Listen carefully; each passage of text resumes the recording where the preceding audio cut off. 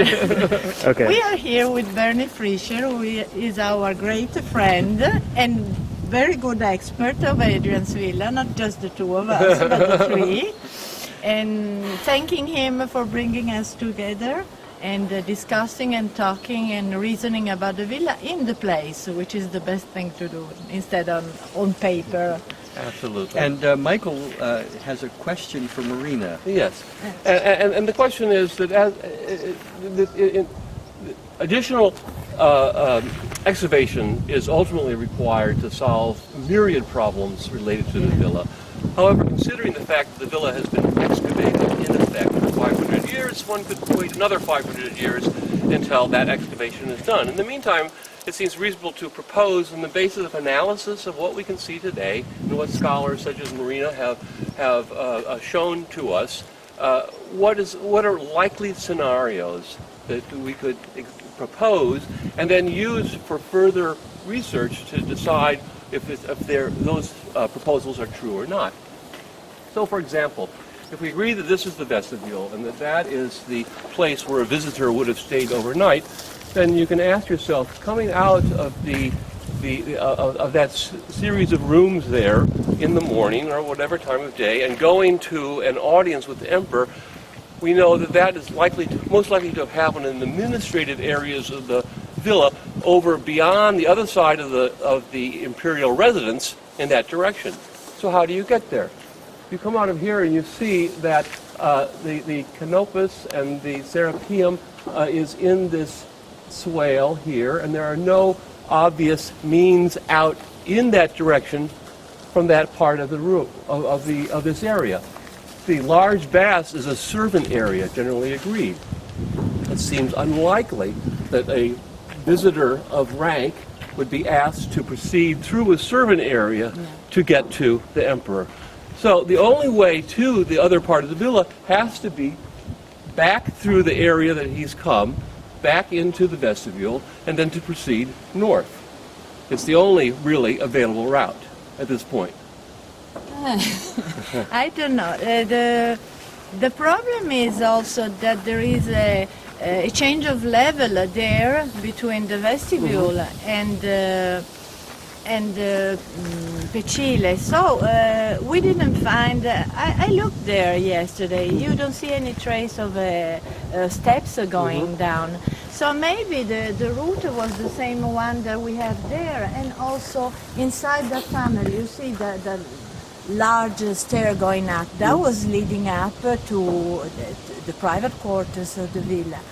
But I believe then, if you don't have evidence, any idea could be good and could be discussed also. But I believe that the throne place was the Sala dei Filosofi, because it's so monumental, and also because when you get to the Pecile at the one end of the porch, you have those very high stairs going up, which are sort of making you bend in front of the authority of the emperor. And so you gradually, maybe we can also film it. You go up and you start to see the emperor, and then the whole was very monumental. And also one hint is that Ligorio tells us that red porphyr was found there. And porphyr, as you know, is the stone of the emperor. Like emperors like Empress Helena, her coffin was made, her sarcophagus was made of red porphyr. So that was one symbol of imperial power. And we find this stone also in the small baths, also all over the villa. And I think a couple of things from my point of view. One is I think that many parts of the villa are multifunctional. Sure. And then they don't have single functions, one. And two, there's a sequence of construction. So that, one, there's more than one place where one could have an audience with the emperor. There are many places where one could have an audience with the emperor. But they are small and large. And I'm focusing at the moment now on what is the largest of the areas. Then there's a sequence of time. The Hall of the Philosophers was built in the first phase of construction along with the Teatro Marittimo, so that while the rest of the villa was under construction, it would have been the main audience hall. But once larger audience halls were constructed, there's the option to have used either the original one or one of the newer ones. In the same way that this access through here, you can see, is, I believe, one of the main service routes for the villa. That it's on axis with the cryptoportico, which is below this space here.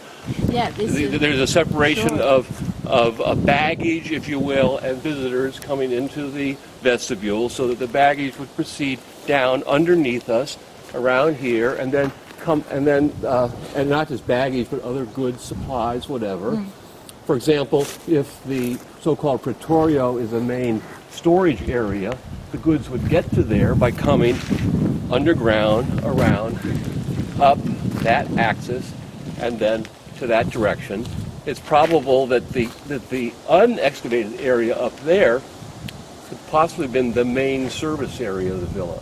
Both the pedestrian service route this way and the vehicular service route coming from the other end both have stairs up to that central area but from you both mean sides. that on top of there? Yeah. No, I don't agree. Behind the wall, which separates the imperial areas from the service areas.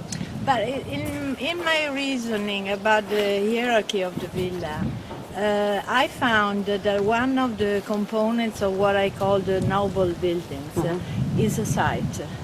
And if you go up on that terrace, you have a beautiful view. And this is part of, because for example, if you go in the Hospitalia, which to me are a secondary building, you don't have any view around. They're just below and quite isolated. And then of course you have this thing of the latrines, because if you have a multi-seater, the people were not very high-ranking people. And so this is also one of the many factors that you have.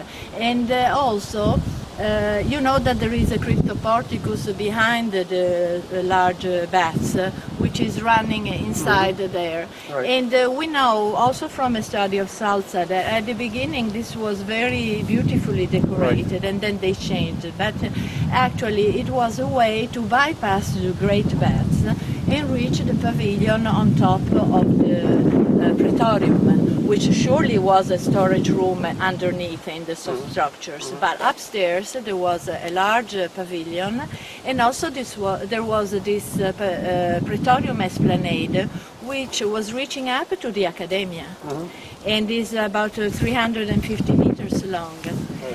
So I'm probably looking like a witch with this. So I agree completely, and my theories are based completely on your analysis. So that the reason this service area goes through that tunnel, it goes underneath the Hadrian's route, as you describe, along the edge of that hillside there. And so it's a separation, and then with the wall behind it, there's a separation of the service and the noble circulation, because the service goes underneath, whereas the noble circulation goes across.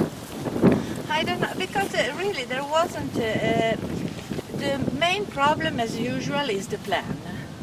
Because still after 500 years we don't have a reliable plan. And also, as we were saying yesterday, we don't know the actual connections between one building and the other. So we can try to understand, and the best way is to do it here, because you can actually see the differences of levels and also these devices for blocking the entrance to the buildings. So let me interrupt just a Yeah, second. sure. Just to bring it to a point, what is, if there is any difference between you about this area here, which we can see through the big archway. Matt, maybe you can take a look at that, zoom in on that, and the staircase that goes through there.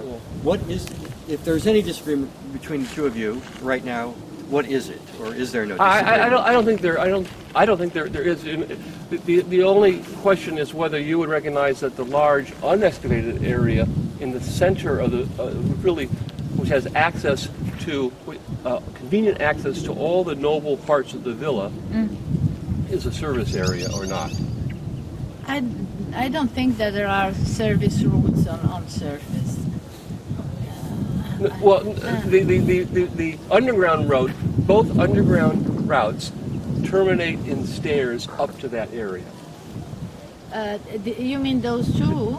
No. This is the pedestrian. The termination of the pedestrian route, service route, is that stair coming through that tunnel, Yeah, sure. right? Yeah. And then on the other side, the vehicular route terminates on a similar stair underneath the Piazza d'Oro, coming up to that same area. Yeah. And it's self-supreme. Yeah, and I didn't make because, this. I'm not the only one making this up. I mean, it's self-supreme. Sure, We're no, called to I identify agree. that area as a service Service area, area. which doesn't make it true or not. It's just that that was her suggestion. No, I agree that there is the route for carts coming on the other side, which is also connected to the Caserma dei Vigili, the firemen headquarters. But then I believe that everything was kept as possible underneath and separated. It's something like what we see in cruise ships, that you see a small door opening and you see inside all these corridors for the personnel.